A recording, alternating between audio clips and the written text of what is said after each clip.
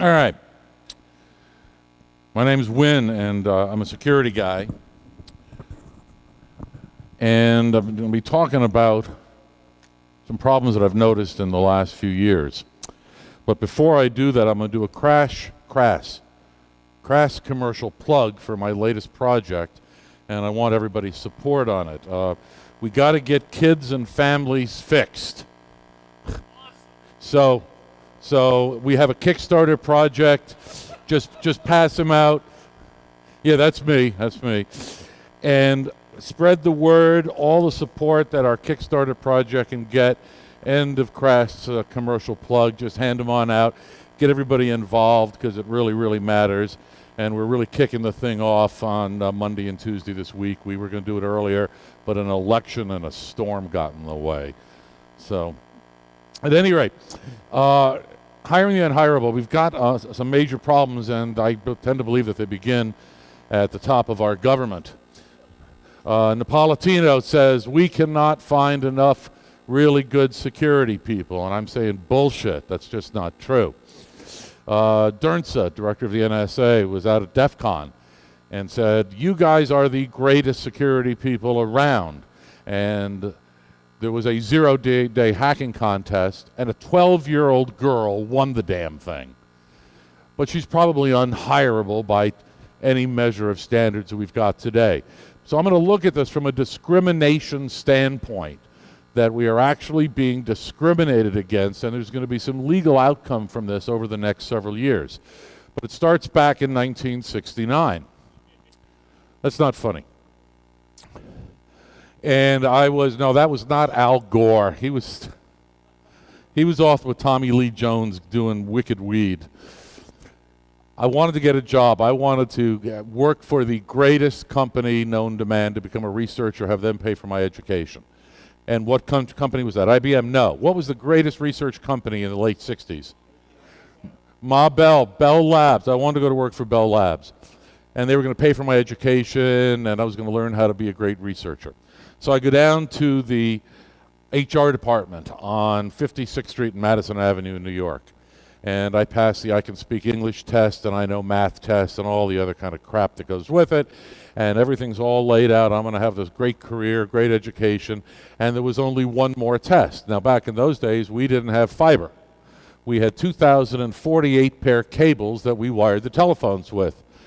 The lady gave me a pair of wires and said, what color are they? I'm colorblind. I was unhireable in those days because I was colorblind. It was an early form of discrimination. So I cried a little bit and went across the street on the other side of Madison Avenue to the second best company to go to work for in those days, which was IBM, and they were going to pay for my education and put me through all the training, and I was going to become a great researcher up in Armonk, New York. So I passed the I can speak English test, I know math test. I'd already built my first computers, done all that stuff. And at the end of it, you're hired. Only one more thing. I had to look like him. They wanted me to look like Ross Perot, so that was a deal breaker. And I went into the music business and became an engineer and producer instead. But both of these were discriminatory practices by almost any standards we'd go by with today. And today, we have an entirely new set of discriminatory practices that are occurring at the part of HR at the behest of the lawyers. And at the end of this, are there any lawyers here by any chance? Seriously? Then we need your help. We really need your help. I want your help. Maybe not. Maybe you suck.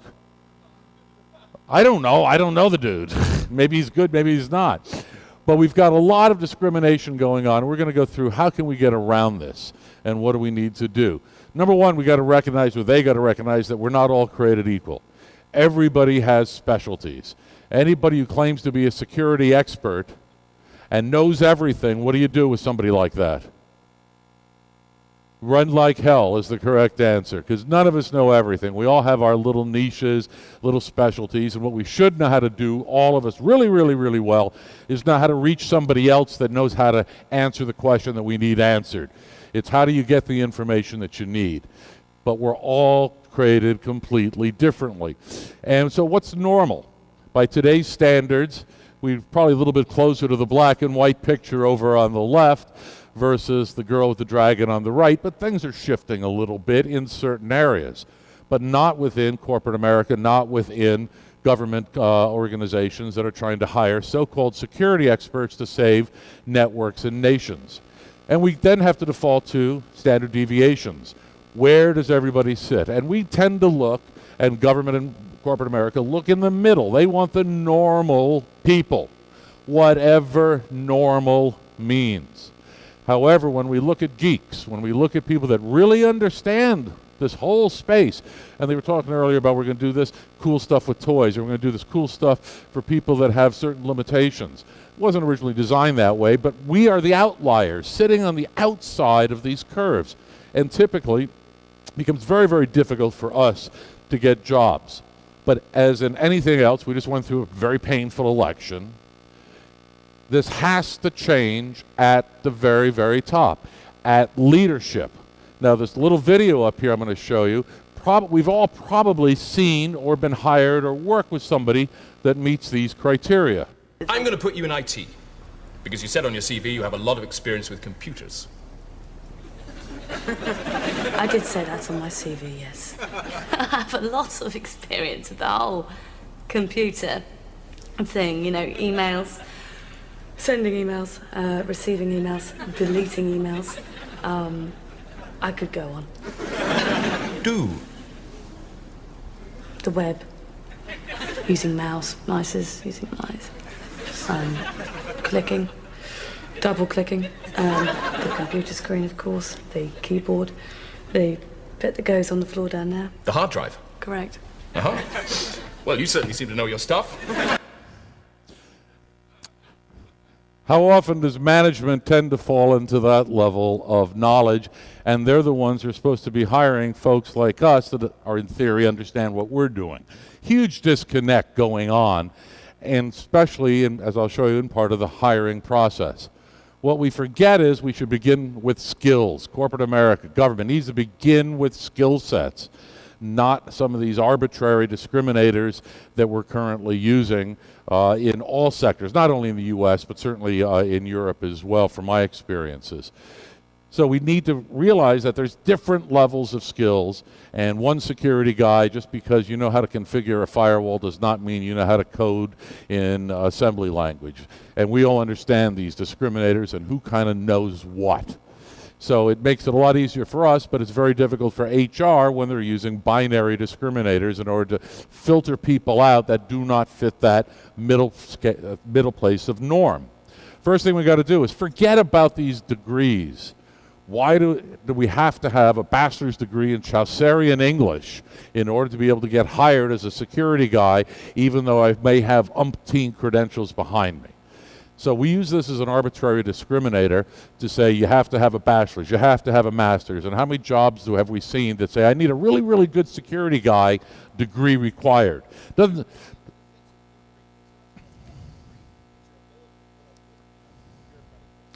Well, and what is the extent, what's the effect of that? That right now government in America and business are not hiring the people that they need because it's an arbitrary discriminator in order to be able to say, no, you don't fit down the norm. And that is something I'm arguing against. Certifications. If you don't have a CISSP, you can obviously not know anything about security. Or if you don't have a degree from Cisco University or Microsoft University, you can know nothing. Each one of these is a checkbox. It's a validation to some degree, meaning something. But by itself, should it be a standalone discriminator? If you don't have one of these checkboxes, should you automatically be tossed out of the HR and hiring process? And I'm arguing no, that we're not looking at skills first. When I go to DEF CON, when you go to DEF CON or any con, how long does it take you to determine if the person you're talking to knows his shit? How long? Not long is not a number. How long? 120 seconds, 60 seconds, 30 seconds. You get a pretty good idea if you want to go to the next level and take it down to the 5-minute level. Skills first, abilities first, And HR does not have that. So they revert back to these other arbitrary discriminators because they got nothing else, because they don't have the skills to be able to do it. And we end up with management people that were like in that video. We don't teach security history. And what does that mean? That means we're doomed to be making the same damn mistakes all over again. And what area are we doing that exactly today? Where are we making exactly the same mistakes starting in 2007 that we started making back in 1981? Mobile. Think about what we're doing with mobile. Inherently insecure devices, C-level folks are saying, thou shalt put them into our enterprise securely, but the fundamental technology does not allow it, does not lend itself from the consumerized devices to work in a professional IT environment for all sorts of cool technical reasons we don't get into. But we're not teaching where we've been. We're not teaching the new guys that are coming along in the field. What was RACF like? What was ACF2 like? What was asynchronous controls like versus bisynchronous controls that we're using today in a time? Do we need firewalls? What are the successes and failures? And we have all the models, we have all the data, but we're not teaching it. We're teaching to the test. Anybody here a CISSP? Okay, they all teach to the test. I cannot pass a CISSP because I disagree with 40% of the answers in there. And they tried to give me a pass on it, and I said, no, I'm not going to do it because I don't agree. And I do a lot of work with ISC Squared, and I don't diss them or versus anybody else. But at the same time, all by itself, it's a discriminator that should not be used. We need to get politically incorrect if we're going to solve our network security problems and the network security infrastructure problems that we're facing at the national level. Number one, we got to teach our kids they're nothing special. Nothing special at all. Helicopter parents, we've all seen them. Oh, little Joey, you're a great soccer player, you're great at math, and you're a great scientist, and you're going to be president of the United States. Bullshit. Sorry, you suck at soccer. Go have a ball with it. Have fun with it, but you're not going to be any really good at it. But maybe you're a really good geek. Maybe you've got some other skills. Parents and schools are teaching to the test, trying to make everybody equal, fit into this equal box, instead of finding the acumens and the talents that people have and then using them and trying to develop those so they fit into the right places. And in our space, we don't begin at kindergarten. We don't find our kindergarten geeks and our 3-year-old geeks and our 10-year-old geeks to the extent that we really should. And I'm arguing that we have to get over this helicopter parent issue and realize there's good, there's bad, there's adequate, and then there's frickin' awesome. But people that are frickin' awesome at stuff have other issues that we have to deal with. We need to teach and embrace failure. How else can you learn if you don't fail? Thomas Edison didn't learn how to make a light bulb. He found 2,000 ways not to make a light bulb. Every bit of it highly valuable in education to understand what works, what doesn't work. And ultimately, success is in fact 99% failure. How can you succeed unless you know what failure is and have experienced it and be able to make those discriminatory things, those discriminations between what is going to work and not going to work. So we need to build this into our educational system at all levels. So I ask a question. You're laughing at the words. Let's quit reading the damn slides. So, failure. When I was in the record business, we were down in Jamaica with Stevie Wonder and Bob Marley. And we had 80,000 people for this grand concert. And it was absolutely awesome. We got the lighting and the sound. But at that time, it was a political rebellion, 1976, in Jamaica. And it was the Brits with the politics, the Chinese with the money, the native Jamaicans who wanted their country back, and everybody was kind of at almost a civil war. So we decided to go down and put on a concert, which was really smart. So we had the lighting and everything, and about halfway through, suddenly all the sound dies and all the lighting dies. What the hell do you do?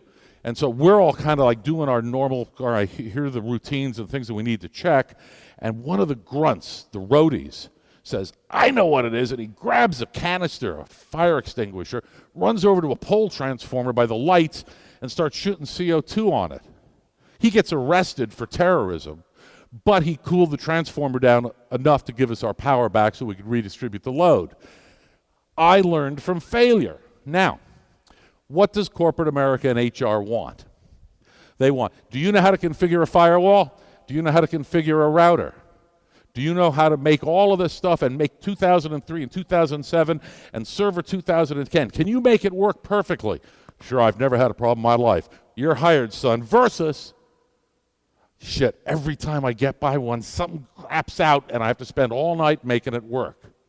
What do we really need in our environments? This stuff's gonna fail. Anybody can make it work when it works. But when it breaks is when things really matter. We don't teach this at any level in our educational system or in our certification systems for comp sci. Now we got to go to the autism spectrum. How many of you have some degree of Asperger's syndrome? How many of you are in denial? All geeks have a degree of Asperger's. We're on the autism scale. It means we can sit and focus for 37 hours until the problem is solved. By definition, that puts us on the scale. Not being able to pay attention to anything other than this, the hyperfocus, ADHD, all of these are on the spectrum. Yet these are discriminatory filters from HR. Oh, you've got something wrong with you. We can't do that. We can't have you in here because you're not normal. You don't fit. Now, maybe after some drugs and some psych work, maybe we can let you in. I got a guy who works for me in one of my companies. I've worked for him, I guess, 4 years. I've met him once. I said hello to him. He never answered. He puts out 500,000 lines of code a year. The guy is frickin' brilliant, but I'm not going to let him near human beings either. We keep him over there, and there's one person that can manage him. These are the kinds of people that we often really, really want, especially when the shit goes down inside of an organization, and you got a problem to solve, and you got who you're going to call. You're going to call your 9-to-5-er guy who just graduated 90 days ago from a CS program with a 4.0 and he doesn't know what a JPEG is? Or you're going to get your autistic guy who's never had a degree, never made it through high school, and he says, give me 3 hours, you'll be good. And they hold up to this. So we need to reevaluate what we're doing. All the great minds, Tesla, I'm a huge Tesla fan. He was completely crazy, ADHD, OCD, MOUSE, all of that kind of crap, and he could not get hired. He barely got hired by Edison before Edison totally screwed him over because he was so different. And Edison had his own issues of ADHD. So, if you ever want the slides, let me know, and I can forward all this to you, or you can sit here and we can read every single word of it right now. Your call. Next. Okay. So then the argument is from corporate America, well, I can't trust these guys. Really? You can't trust these guys. Well, how do you determine who you can trust? And today it's done through arbitrary kinds of discriminators, which are fairly meaningless. They check your credit. All right. You don't owe $1 gazillion. Fair enough. You've never been arrested. Cool. The hell does it mean if you've never been arrested? What does that mean, sir? What does it mean? Shit. No, that's not exactly what I was looking. You've never been caught is exactly it. That's all it means. And so we vet people to the degree of if we haven't already done something wrong, haven't been caught, therefore now you're trustworthy. And this is part of the basis, and I'm saying, nah, it's bullshit, complete bullshit. What we need to do is we profile for a living. That's what security geeks do. We need to profile people. Now, I don't mean black, white, Muslim. I don't mean any of that. For those of you that are not familiar with Dr. Paul Ekman's work, they made a TV show out of it called Lie to Me, and it's about micro-expressions, and the science is probably 10 years old now. That's it. And go to paulekman.com. You can take the online micro-expressions deception course for $79. It's really cool. I just started it. And you start being able to determine when people are being deceptive, which is the only thing we really care about. So during a hiring process, HR is going to go to their typical binary functions, and I'm much more interested in the analog function, the behavior, the tendencies, the proclivities of the individual I'm talking to. And one of the questions that I might want to ask is, if somebody kidnaps your wife and daughter, will you potentially go rogue on my company? And any other answer is going to be a lie. And you got to shift these questions to be able to, and these guys do this stuff for a living. I don't do it for a living. But the skill sets are there, and it's called industrial psychological profiling and deception detection. Nothing magic here. And it is far superior to doing any sort of GSR, any sort of lie detector testing, because it's involuntary musculature movement by and large. Again, take a look at Ekman's stuff. So we have the same problem with TSA. TSA assumes that every grandmother has got bombs in her prosthetics. No, there's other ways of doing this. Anybody been to Europe? Okay, and what is security like at a European airport? No, it's not. The other thing that happens in a European airport, as soon as you walk into the airport, the first thing you do is there's this really good-looking guy or girl, early 20s, with a big smile on their face. They're not going to give you a fries. And they say, "Hi, where are you?" And I just start chatting. I said, "I bet you're the people who are going to look for the XY to see which way I'm smiling, and that's mine, to see if I've actually got something bad with me, aren't you?" And in Europe, they took the El Al model looking for deception. It works. We chose not to, and we also choose not to because of political correctness inside of the HR workplace, because we have to treat everybody equal, which then gives us the teach to the test, and we're back to the same set of problems. However, it is okay to let certain people in.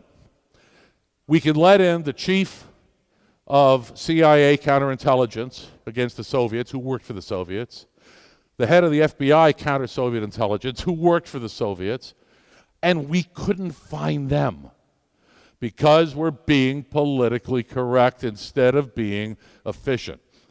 We got to redefine clearances, and this applies more to the government. Right now, we're using a binary mold that came out of the Cold War.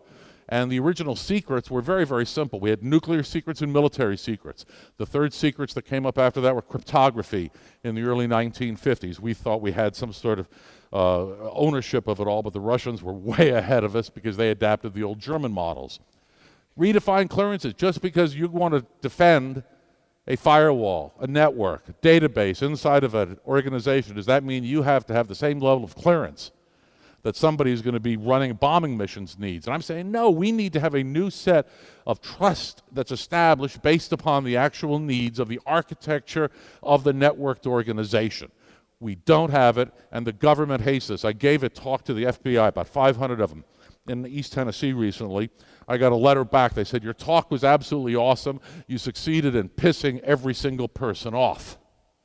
So it meant I was saying something correct. We have to really re-examine how we're going to do clearances if we're going to get and allow the right people in to do the jobs. We're saying no to some of the greatest geeks around because a friend of mine ended up owing the IRS a couple $100,000 because of one of these stock deals that went bad. He ended up with stock, and it ended up it was an ordinary income thing. The stock tanked before the buyout, and he's saddled with this ridiculous amount of IRS tax burden for no good reason other than whatever the tax laws are. But because of that, he cannot go to work for the feds because now he's a security risk because he owes the IRS money for something that he did not cause. Like for another friend of mine, he's got friends that are cocaine dealers in jail. Can't hire you either because you might see your brother up at Sing Sing or wherever the hell he is.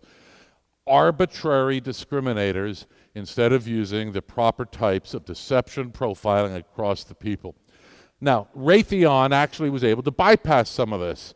And I gave it the keynote at DHS, the DHS National Conference a couple months ago. And Raytheon was saying, "How the hell did you find out about that?"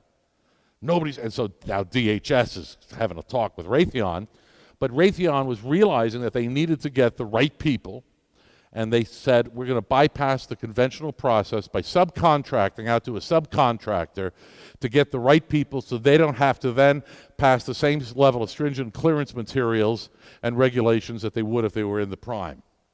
So there are a couple ways around it, but boy, then you have 20% markup here, 30% markup here, and you're back to insane monies in order to be able to bypass a process that does not really mean a whole lot these days.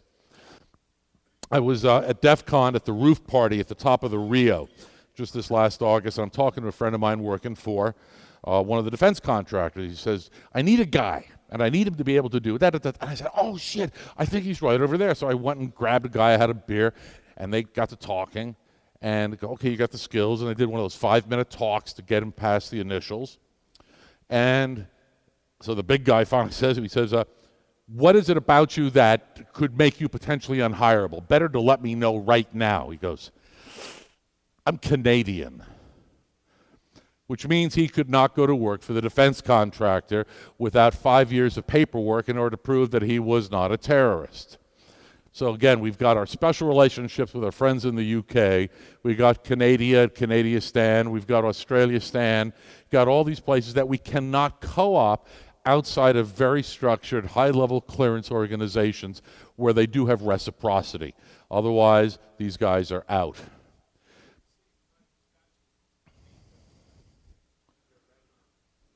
Well, at the military level, yes, because there's reciprocity inside of many of those organizations within the military organizations. And it's not something that can go, hi, you're a really good geek, come to work for me tomorrow.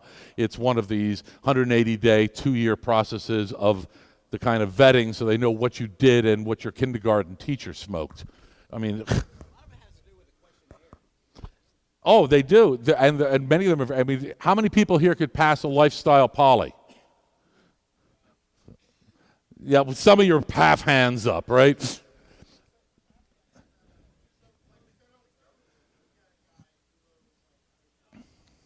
Yeah, right.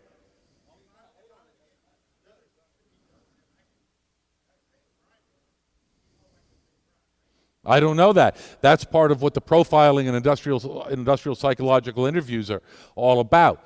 Hey, if a government comes along, are you going to do it? I'm going to look for his answer, and he's going to not know that his body language and his micro expressions, it's those experts. You can look at code, you can look at behavior of a network and tell what's normal and not. Other people can do the same thing with human beings. The success rate with this is way beyond what's being done with polygraphs, way beyond it. Is anything perfect? No. Is it far better? Yes, certainly in my opinion. Yes, sir. The Israelis are the ones who probably pioneered this. Eklund happens to be Jewish, of course, but the Israelis pioneered it, and they were using it, and it became popularized in the West after the Munich massacre at the Olympics in 1972, when the Europeans said, help, what do we do? And they went to the people that knew how to profile and defend themselves the best, because El Al to this day has never had a security issue on their airplanes, and that's why EU went to them. So, take some of the people that we know. Can they pass a personality test? And you may have read about this recently. A girl, 22-year-old, is suing Target right now because she failed the personality test to be a checkout bagger. Failed the personality test. So when we look at some of the geeks that we know, or you look at yourself in the mirror, can everybody turn their personality on to satisfy HR? No.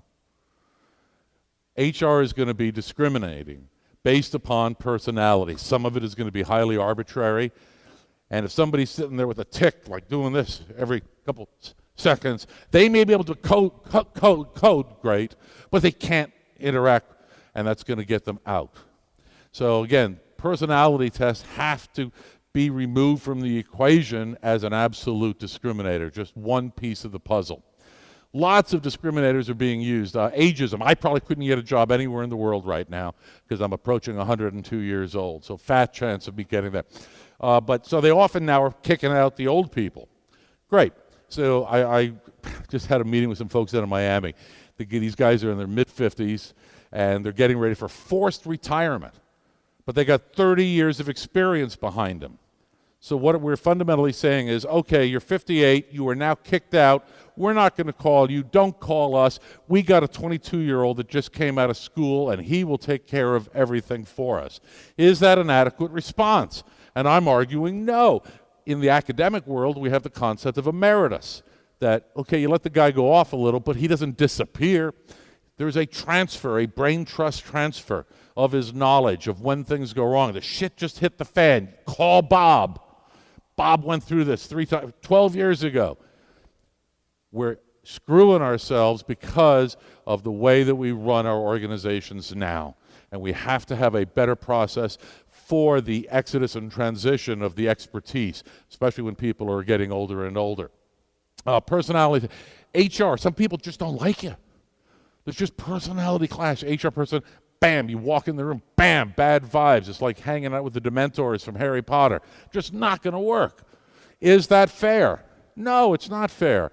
And that's why the first level I go back to in the earlier slides, first ought to be skills first. Skills have to come first before we get into any of these other types of issues. 9 to 5. Okay, you show up at 9 o'clock, turn on your creative ADHD Asperger's gene, and leave at 5 and bring it back and do it again tomorrow morning. That's going to work, isn't it? That works for all of us. I know what happens with me at home. My wife and I are watching TV or a football game. It's about 11. She says, oh, let's go to bed. And I go, I got an idea. I'll go to my office. How long are you going to be? Oh, hon, I'll be 20 minutes max. And then as the sun comes up, right? We've all been through this. We cannot live 9 to 5. Yeah, there's some things you got to do. You got to cope with some of it. But by and large, that's not where our skill sets lie. They lie with the creativity that we have and the urgency of the situation that presents itself to us. Stop drug testing. My God. We have to get over some of the stuff. What is it? Colorado just got over it. Washington State just got over it. And now it's okay to have absolute raging alcoholics go through 12 types of rehab, maintain top secret clearances, but if you do a doob on the weekend and are honest about it, you're out. It's idiotic. And somebody in one of the media, after one of these presentations, said, oh, Schwartau just wants to hire heroin addicts. No, Jesus, you're an idiot media person. It's about a balance. Does it affect the job? Does it matter? And the military did it fairly well. Don't ask, don't tell, until it becomes an issue. And if you've got an alcoholic that's in rehab 3 times, put him away. Get rid of him. He is your trouble. It's an abusive personality syndrome much more than it is, what is your recreational drug of choice? At least that's my argument. And by and large, I don't think any of us know anybody that has ever smoked pot. And they all get completely crazy, and there's massive pot fights at every pot bar, right? Yeah, well, everybody that's been to Amsterdam knows that's true, too. So we got to redefine what we're talking about, and it looks like politically maybe we're finally starting to get there. Kids are saying no to a lot of this stuff. My son did his first national television at 11 when he was doing a demonstration of how to break into networks using a Pringles can in the early days of Wi-Fi. And little short kid, brush cut and all that. He got recruited by the NSA, along with a couple of other of his friends from one of the smart schools. And he got a scholarship to Boston University. And it was all on track to go become an uber geek for NSA and all those kind of guys, because he was going to have all the toys and all the cool stuff. Get it? 3 weeks into the process, he and his buddies called and said, we're not going to finish it. You're only 3 weeks into it. They go, yeah, well, we did some research. Smart kids, research. Fair enough. What'd you find out? The NSA is going to want us to go straight, have to cut our hair, and we have to be all of these things that we're not, and we're not going to be able to have any fun. We're going to have to live by their rules and their boxes, and suddenly everything that we're all about and we grew up learning about and hacking goes out the window. Can't do it. The entire class quit.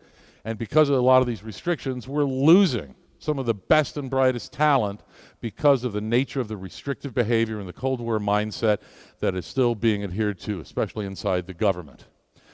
Now, we're competing for skills, though.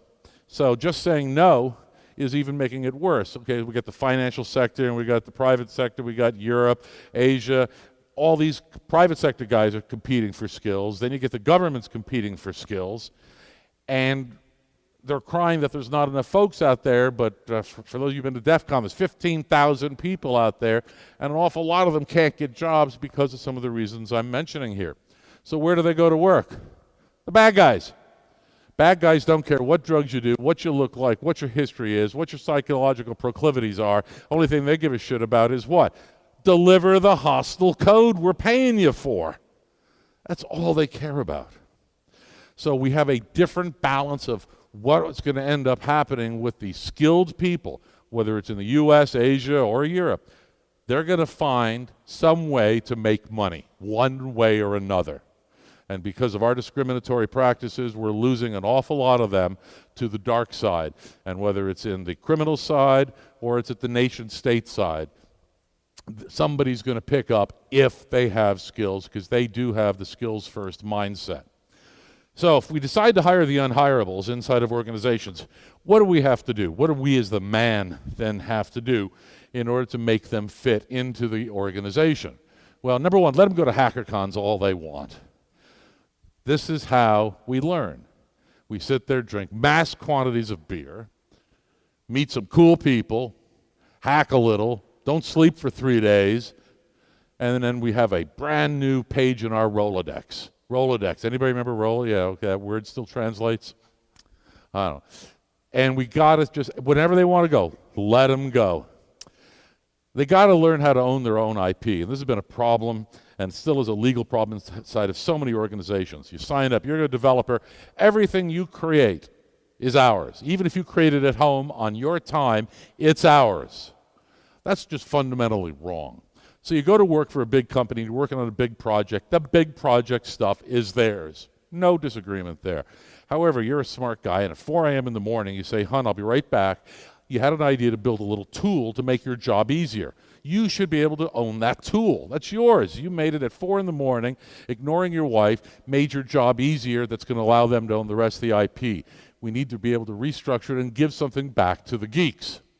We don't have the support systems for the people we can't hire. If we can support alcoholics, and we can support rehab, and we can support all these other things, and we can support people in wheelchairs and with various other disabilities, my argument is many of the disabilities and many of the discriminators that are being used today in this presentation are medical in nature. And if they're medical in nature, how come we're discriminating against those but not other ones? Where's the balance? Where's the fairness in this? And this is where I call upon lawyers, and I call upon them in every session I've done, help us find a way to determine how to make some of these things that are currently arbitrary discriminators against the law. And this is declaring war on human resources around the country. Get rid of meetings. We don't need too many meetings. We know how to code. Give people access to the technology. If you've got some really cool technology at the back end, let your Uber geeks have some fun with it in a controlled sandbox environment. Yeah, all the kind of good stuff. We tend to care probably more about the security of it than our host company would anyway. Anybody see what happened to the Security and Exchange Commission today? Nobody? They got hacked. They got hacked with unencrypted stock exchange records. Gazillions of them. And nobody knows where, how, or by whom yet. Came out this morning. So the argument is, again, give people access to the stuff and let them hack at it. Because unless you know how to attack, you don't know how to defend.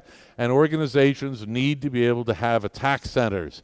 Blue, red, black, red black, red centers inside their organizations to let the geeks at it. Not just benign pen testing, some really hostile shit. That's the real world. Benign pen testing does not echo what the bad guys are doing. We need to give the people the tools that they need to be able to come up with new levels of defense. And what should the companies expect? Social awkwardness, brutal honesty. Geeks are not going to tell you, or should not be telling you, what you want to hear. They should be telling you what they honestly believe and think based upon their experiences. You're going to get all sorts of different characteristics from this community, just like you see at this con or DEF CON or any of the others. People are very, very brutal, very, very honest, and just, you got to deal with it. So people got to get over this crap. This one's got to get over a lot of crap, too. Oh, God. You see that call for revolution he did after Obama got elected? It's like, seriously? You didn't get arrested for that? Jesus. Got to get over some of this stuff, and we need to embrace some lawyers to be able to help us get this job done. And in this case, I'm not a lawyer fan, but we need the lawyers, because the lawyers are the ones who created this mess of political correctness. And the lawyers need to help us get out of this mess, to be able to provide us with some real ways to get things done and to find a way. And I challenge them. I've challenged the DHS lawyers. I've challenged the FBI lawyers. You have found a way to say no. I want you to find a way to say yes. I want you to find a way, legally, get on the other side. The way our legal system works, it's one of conflict. That's the nature of the beast. You have succumbed to the I want to say no syndrome instead of the I want to find a way to make it work syndrome. I heard one group say it's too damned hard. Well, then get out of the room. I'm sorry. We made it to the moon. We built a bomb in 6 years. This country's done some amazing things technologically, given the freedom to do it. Oppenheimer could not get hired today. By today's standards, he could not be hired. Whether he was or wasn't doesn't matter. He did the damn job, and they had surveillance on top of him all day long as well because they were suspicious. And he lost TS. And then you go to Alan Turing. Alan Turing lost it because he was gay. And by today's standards, these are unacceptable, the same way that Asperger's discrimination should be unacceptable. Some of the other characteristics I'm talking about that have medical bases should be unacceptable in a modern society. It's not too hard. It's just that we have found it much easier to say no than to find ways to say yes. And I'm just not a fan of finding excuses. Geeks are not fans of finding excuses. Your boss who says fix it doesn't want to hear excuses either. And we have to get this filtered all the way up and all the way down through corporate America and our educational system. So there's my crass commercial plug again. That's my high-level pitch on hiring the unhireable. And I'll be very happy to answer any questions you might have. Otherwise, I'm going to go home. And yes, sir.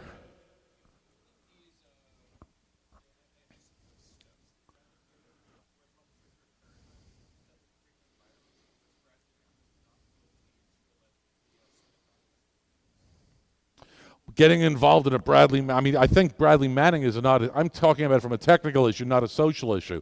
You're bringing up a social issue of somebody who had access to massive amounts of data, and then he acted inappropriately according to the law.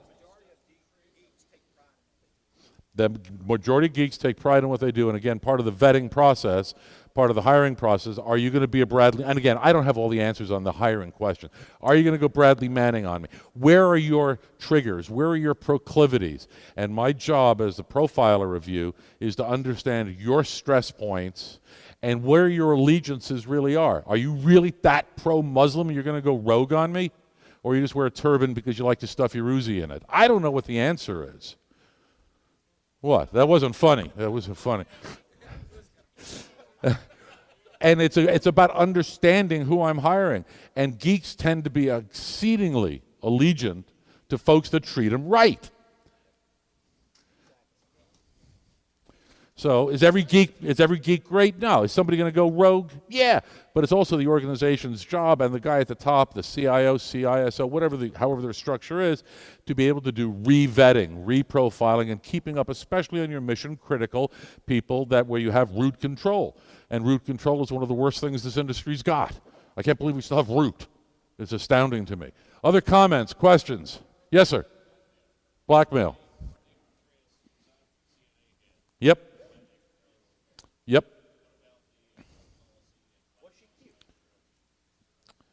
Would you go to David Pereus if you were cute? Wait a minute, you're going to drug policy and whores. Wait a minute, how do you do this in one breath?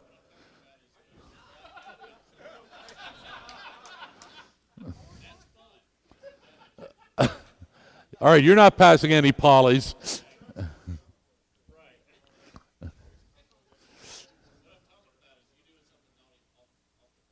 Yeah.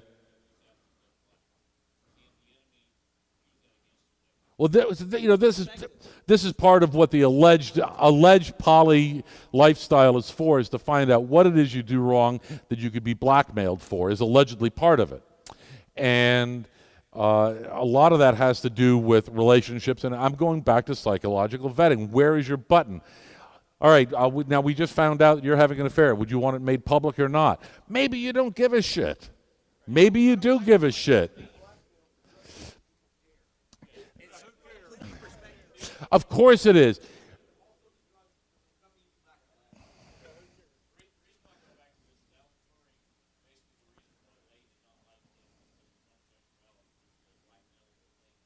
At the time. But see, again, now today, homosexuality is not a discriminator. Alcoholism is not a discriminator. Colorblindness is not a discriminator. What? You only do in the United States. You don't in Europe. In Europe, it's a sign of pride. You're expected to have a mistress. Now, whether that's okay with your wife, maybe your wife goes in with the poly with you. I don't give a shit. If that is going to become an issue, I mean, it's got to become he has a legitimate point. That is, where is your tipping point? I don't know how to structure the questionnaires properly.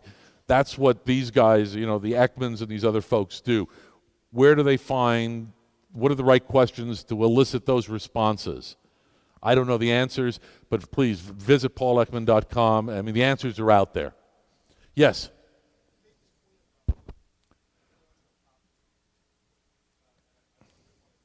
Sure.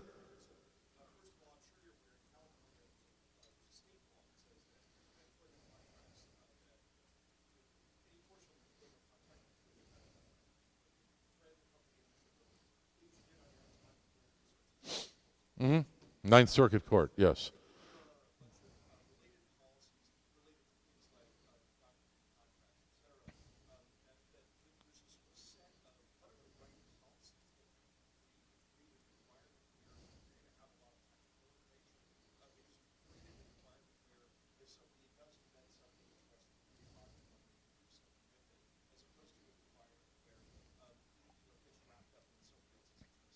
Right.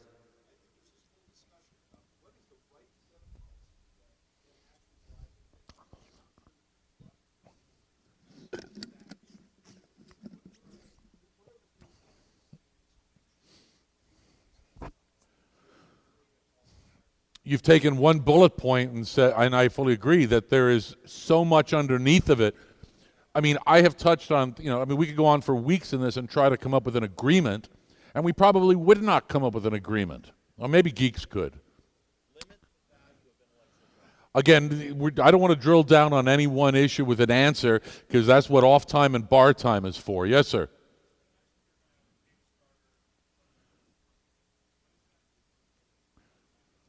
Of the Kickstarter project, ultimately it's to get at least 1 million free books on cyber safety, security, and ethics into K-12.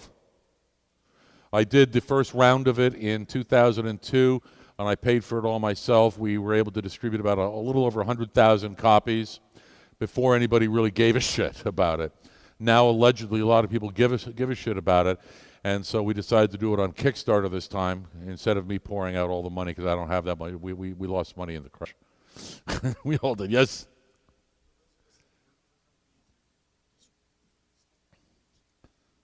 Sue. Hire a lawyer and sue him. I don't fucking know. I don't have all those answers. I'm not saying I have the answers to everything at all. I have a lot of the questions. I think I got the bullet points. Are you happy where you work? Where do you work? What's the name of the company? What's the address?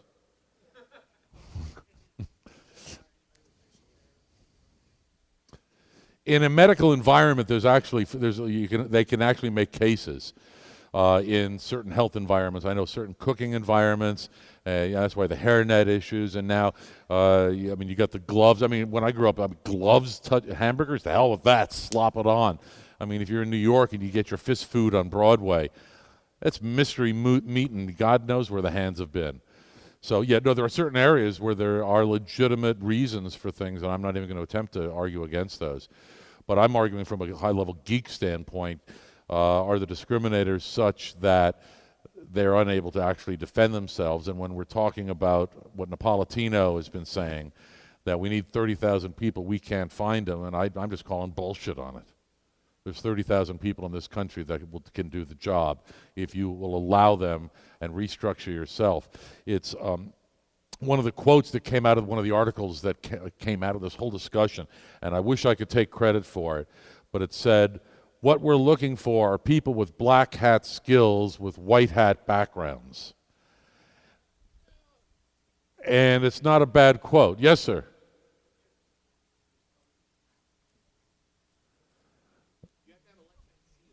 Oddly enough, at the DHS, when the stop drug testing came up, there was a standing round of ovation, surprisingly enough. At the FBI, about half of the audience gave me a round of applause for that one slide alone. Because a number of these groups are geek-oriented. And the FBI group I was dealing with wasn't just guys carrying guns. A lot of us are cybercrime units and such. And they understand some of these things perhaps better. And when you look at, we'll take the FBI and the drug thing.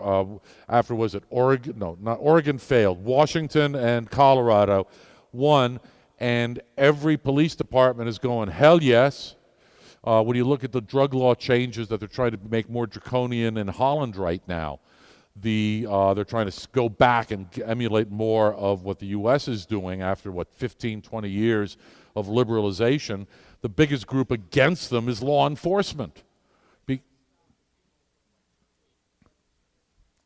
That's allegedly what they're trying to do, but you get a very different story when you hear the politicians versus hearing the law enforcement officials in Holland. I was just in Holland doing some work so I mean, it's a whole different story because crime is down.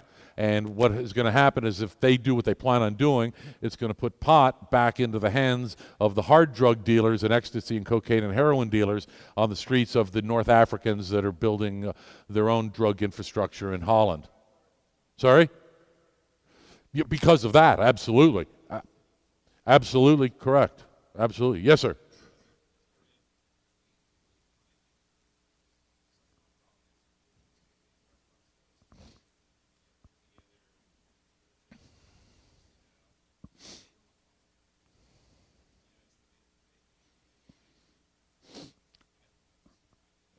What would be my suggestion? Do you have the chutzpah to try something different? Okay, here's what you do. Go to Craigslist. Bring in your own 10 pre-qualified people.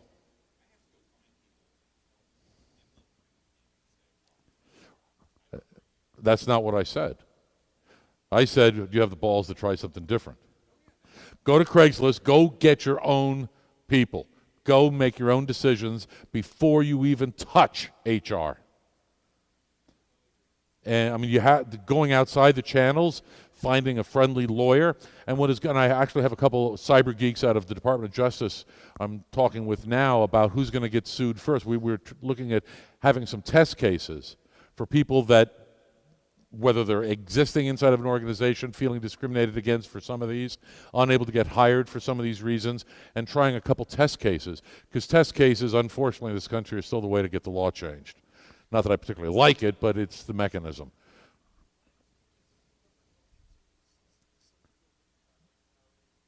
Can you speak up so everyone can hear you?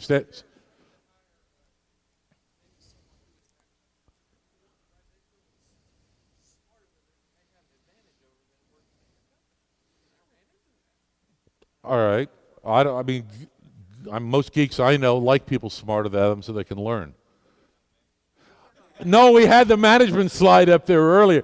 I mean, how many geeks really want to be management? You know, maybe over a team of 8 or 10, but not up at this level.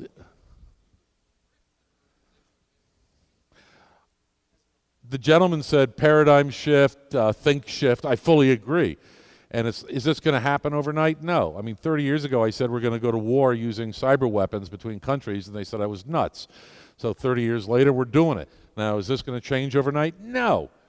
Can I hope to get you to change one thing, him to try something, somebody else to try something else, to think about it, to have the debate? I've never said when I speak I'm right. Only thing I hope is that I'm enough of an asshole and I present it well enough that it'll give you something to discuss and try. Yes, sir. Yeah, you, sir.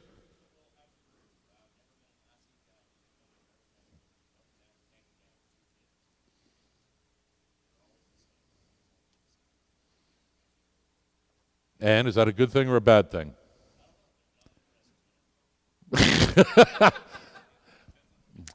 I don't want to eat up the next guy's session, but I want to thank you very much for the opportunity to be here. Cheers. Thanks.